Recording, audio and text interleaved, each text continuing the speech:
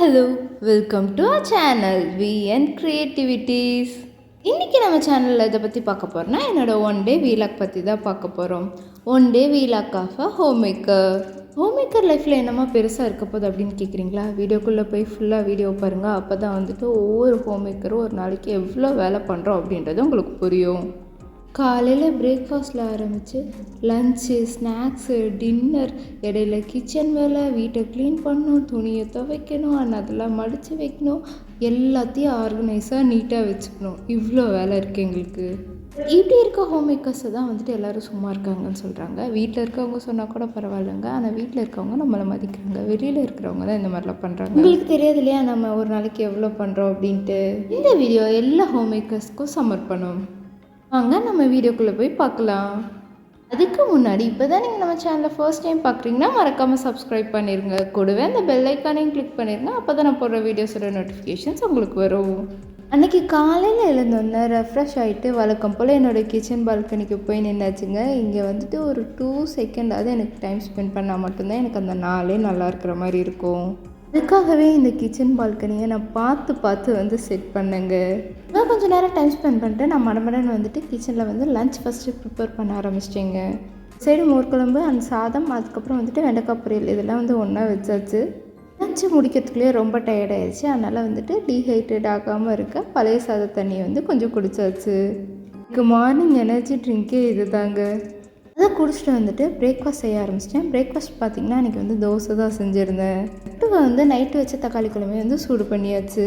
என் பொண்ணு அன்றைக்கி பொம்மை தோசை தான் வேணும் அப்படின்னு என்னை டார்ச்சர் பண்ணிட்டா. ஆனால் அவள் கேட்ட மாதிரி ரெயின்போ, மிக்கி மவுஸ், குட்டி தோசைன்னு எல்லாம் போட்டு கொடுத்தாச்சு. கேட்ட மாதிரி எல்லாம் போட்டு கொடுத்தனால அவளும் சமத்தா உட்காந்து சாப்பிட்டா. அதுக்கப்புறம் நான் பாப்பாவுக்கு ஸ்நாக்ஸ் பேக் பண்ண ஆரம்பிச்சிட்டேன். ஆக்சுவலாக இன்றைக்கி பாப்பாவை ஸ்கூலில் விட்டுட்டு காய்கறி வாங்கிட்டு கொடுத்துட்டு அதுக்கப்புறம் தான் ஹஸ்பண்ட் ஆஃபீஸ் போகிற மாதிரி இருந்தது. அதனால் ஃபஸ்ட்டு பாப்பாவுக்கு ஸ்நாக்ஸ் பேக் பண்ணி அவளை அனுப்பிச்சாச்சு. ஹஸ்பண்ட் பாப்பாவை கொண்டு போய் ஸ்கூலில் விட்டுட்டு காய்கறி வாங்கிட்டு வரதுக்குள்ளே நான் அவருக்கு லஞ்ச் பாக்ஸ் பேக் பண்ணிவிடுவேன். இந்த மாதிரி பொறுமையாக நிதானமாக லஞ்ச் பாக்ஸ் பேக் பண்ணுறதே எனக்கு இப்போ ஒரு பெரிய லக்ஸுரி இதாக தெரியுதுங்க.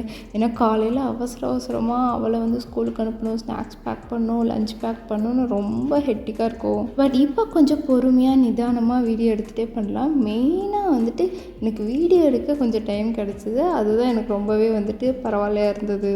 இப்போ தான் மார்னிங் நேரத்தில் இருந்துச்சாலும் அந்த ஸ்கூல் ஆஃபீஸ் கிளம்புற அவசரத்தில் நம்ம எல்லாம் செய்யும்போது பயங்கர டென்ஷனாக இருக்குங்க.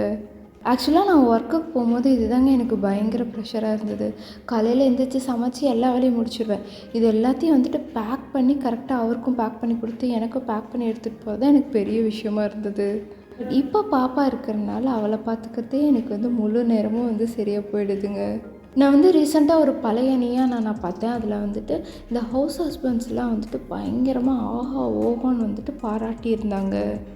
ஒய்ஃபோட கெரியருக்காக பயங்கரமாக சாக்ரிஃபைஸ் பண்ணியிருக்காங்க அப்படி இப்படின்னு சொல்லியிருக்காங்க.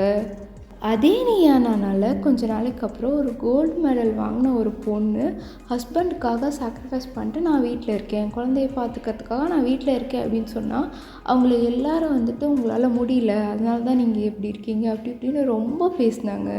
இதே ஆன் பண்ணால் சரி, பெண் பண்ணால் தப்பா எனக்கு புரியலை. அதில் நிறைய பேர் நிறைய ஃபெமினிசம் பேசினாங்க. நான் ஒன்று கேட்குறேன், ஒரு ஆண் இதை பண்ணும்போது நீங்கள் அதை பாராட்டுறவங்க ஏன் அதை பெண் பண்ணும்போது நீங்கள் மட்டம் தட்டுறீங்கன்னு எனக்கு புரியலை. ஒவ்வொருத்தருக்கும் ஒவ்வொரு ஃபேமிலி சுச்சுவேஷன் இருக்கும். அதை ஹேண்டில் பண்ணுற மாதிரி அவங்க வாழ்க்கையை அவங்க அமைச்சிக்கிறாங்க. அதில் உங்களுக்கு என்ன பிரச்சனைன்னு எனக்கு புரியவே இல்லை. மேடை பேச்சாளர் பர்வீன் சுல்தானா ஒரு வீடியோவில் சொல்லியிருப்பாங்க, ஒரு பெண்ணோட சுதந்திரம் என்ன அப்படின்னா அவளுக்கு பிடிச்சதை செய்கிறது மட்டும் இல்லை, பிடிக்காததையும் செய்ய மாட்டேன்னு சொல்கிறது தான். என்னை பொறுத்தவரையில் அதுதாங்க சுதந்திரம். எனக்கு பிடிச்சதை செய்கிறது மட்டும் இல்லை, எனக்கு பிடிக்காததை நான் செய்ய மாட்டேன்னு சொல்கிறதும் தான். இங்கே வேலைக்கு போக பிடிக்காமல் கட்டாயத்துக்காக எத்தனை பேர் வேலைக்கு போயிட்டுருக்காங்க. பெண் சுதந்திரத்தை பாதிக்கிறது தான். என்னை பொறுத்தவரையிலும் நான் சம்மந்தப்பட்ட விஷயங்களை நானே முடிவெடுக்கிறேன். அதுதாங்க எனக்கு உண்மையான பெண் சுதந்திரமாக தெரியுது. இங்கே வெளியில் இருந்தால் பார்க்குறவங்களுக்கு என்னோடய ஃபேமிலி சுச்சுவேஷன் என்னென்னு எனக்கு தெரியாது, என் கூட யார் இருக்காங்க யார் இல்லைன்னு தெரியாது. ஸோ அதனால் நான் அதை பற்றி யோசிக்காமல் என்னோடய வேலைகளை பார்த்துட்ருக்கேன். ஏன்னா எனக்கு என் ஃபேமிலி முக்கியம். ஹஸ்பண்டுக்கு பேக் பண்ணி அவர் ஆஃபீஸ்க்கு அனுப்புனதுக்கப்புறம் வீடு வந்து என் பொண்ணு தலைகீழாக மாற்றி வச்சுருந்தா ஒரு ட்ரெஸ் போடுறதுக்கு எத்தனை ட்ரெஸ் எடுத்து வெளியே போட்டு வச்சுருக்கான்னு பாருங்கள். இது எல்லாத்தையும் நான் வந்து இப்போ நீட் பண்ணணும். என்ன ஒன்றுனா நான் இதை எடுத்து வச்சு ஒரு 3 மணி நேரத்துக்குள்ளே அவள் வந்து இது எல்லாத்தையும் கலைச்சி விட்டுருவா. அதை நினச்சா தான் கொஞ்சம் கஷ்டமாக இருக்குது. ஏன்னா அவள் எல்கேஜி தான் அப்படின்றனால அவளுக்கு 3 ஹார்ஸ் மட்டும்தாங்க கிளாஸ். பெட்ரூமோட ஹால் ரொம்பவே மோசமாக இருந்தது. எல்லா டாய்ஸையும் எடுத்து கொட்டி வச்சுருந்தா. நான் அவள் டாய்ஸ்லாம் நீட்டாக ஆர்கனைஸ்டாக இருக்கணுங்கிறதுக்காக தான் இந்த மல்டி ஸ்டோரேஜ் ரேக்கே வாங்கிட்டேன். ஆனால் அதில் இருக்க ட்ரேவையே எடுத்து எல்லாத்தையும் கொட்டி வச்சுருக்கேன். அதெல்லாம் நீட் பண்ணி முடிக்கிறதுக்குள்ள எனக்கு போதும் ஆயிடுச்சு.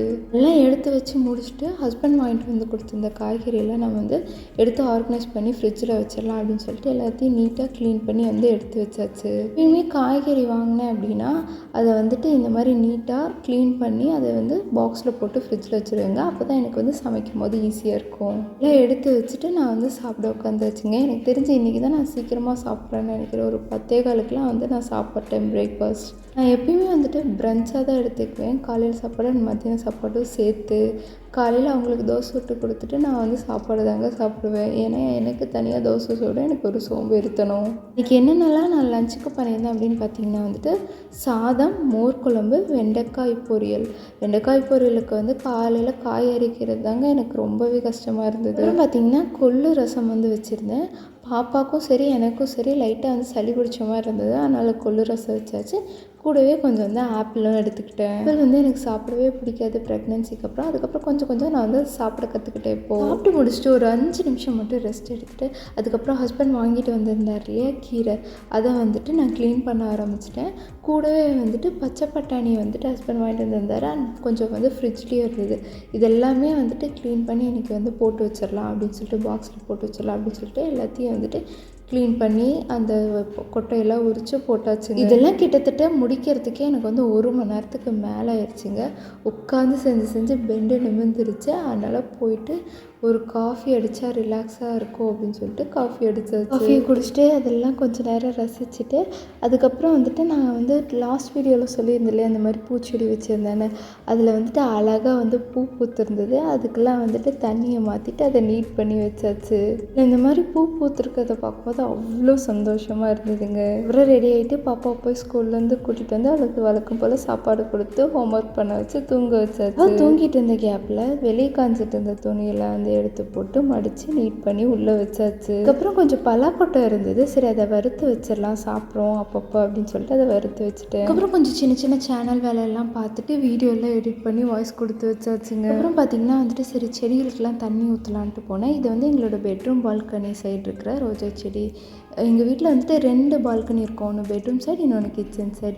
இது வந்து பெட்ரூம் சைடில் இருக்க பால்கனியில் வச்சுருக்கோம். இதுக்கு நான் வந்து தண்ணி ஊற்றிட்டு இருக்கும்போதே பாப்பா முழிச்சிட்டா. சரி அவளையும் கூட்டிகிட்டு போய் 2 பேரும் வந்துட்டு தண்ணி ஊற்றிட்டு அப்புறம் செடிகளுக்கெல்லாம் பார்த்துட்டு கொஞ்சம் நேரம் விளையாண்டுட்டு இருந்தோம். நான் வேஸ்ட்டாக போன ஆனியன் கொஞ்சத்தை வந்து இந்த மாதிரி பாட்டில் போட்டு வச்சுருந்தேன். அது அழகாக ஸ்ப்ரிங் ஆனியனாக வந்துருச்சுங்க. வீட்லேயும் நீங்கள் வந்துட்டு தக்காளி வேஸ்ட்டாக போனாலும் இல்லை வெங்காயம் வேஸ்ட்டாக போனால் இந்த மாதிரி பாட்டில் போட்டு வச்சுருங்க. அது அழகாக செடியாக வளர்ந்து வந்துடும். விளையாண்டுட்டு இருக்கும்போது வந்து ஹஸ்பண்ட் வந்து ஆஃபீஸ்லேருந்து வந்துட்டார். அதுக்கப்புறம் இந்த மாதிரி வந்து பாப்கார்ன் பொரிச்சு கூட வந்து டீ வச்சு குடிச்சாச்சு. ஆக்சுவலாக நான் வந்து ஹோம்மேட் பாப்கார்ன் தான் செய்வேன். இன்றைக்கி வந்து ஆக்டிவ் பண்ணியிருந்தேன். ஏன்னா இதில் வந்துட்டு அந்த டொமேட்டோ அண்ட் சில்லி ஃப்ளேவர் வந்து கொடுத்துருந்தாங்க. அது எனக்கு ரொம்ப பிடிச்சிருந்தது. அதனால் அதை வாங்கி எனக்கு செஞ்சுருந்தேன். சாப்பிட்டு டீ குடிச்சிட்டு அப்படியே கொஞ்சம் நேரம் கதை பேசிகிட்டு இருந்துட்டு அதுக்கப்புறம் சின்ன வேலையெல்லாம் முடிச்சுட்டு நைட்டு டின்னருக்கு வந்து தக்காளி வெங்காய சட்னி அண்ட் தோசை சாப்பிட்டு முடிச்சாச்சு. தக்காளி வெங்காய சட்னி எப்படி பண்ணுறது அப்படின்றத நம்ம சேனலில் ஆல்ரெடி வீடியோ போட்டிருக்கேன். உங்களுக்கு வேணால் லிங்க் டிஸ்கிரிப்ஷனில் கொடுக்குறேன், செக் பண்ணி பாருங்க. வந்து பாப்பாவை தூங்க வச்சுட்டு நிறைய வந்து சேனல் வேலையெல்லாம் முடிச்சுட்டு கிச்சனில் சின்ன வேலையை முடிச்சுட்டு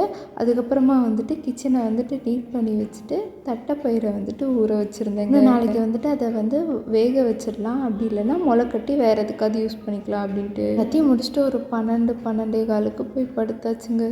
நான் அடுத்த நாள்லேருந்து ஒரு 15 மினிட்ஸ் சேர்த்து யூஸ் பண்ணியிருக்கேன் இன்றைக்கி. சரி சொல்லிட்டு போட்டு உங்களுக்கு இந்த நாள் எப்படி போச்சு அப்படின்றத எனக்கு கமெண்ட்டில் சொல்லுங்கள். எப்படி பிடிச்சிருந்தனா லைக் பண்ணுங்கள், ஷேர் பண்ணுங்கள், கமெண்ட் பண்ணுங்கள், மறக்காமல் சப்ஸ்கிரைப் பண்ணிடுங்க. தேங்க்யூ ஃபார் வாட்சிங். பை.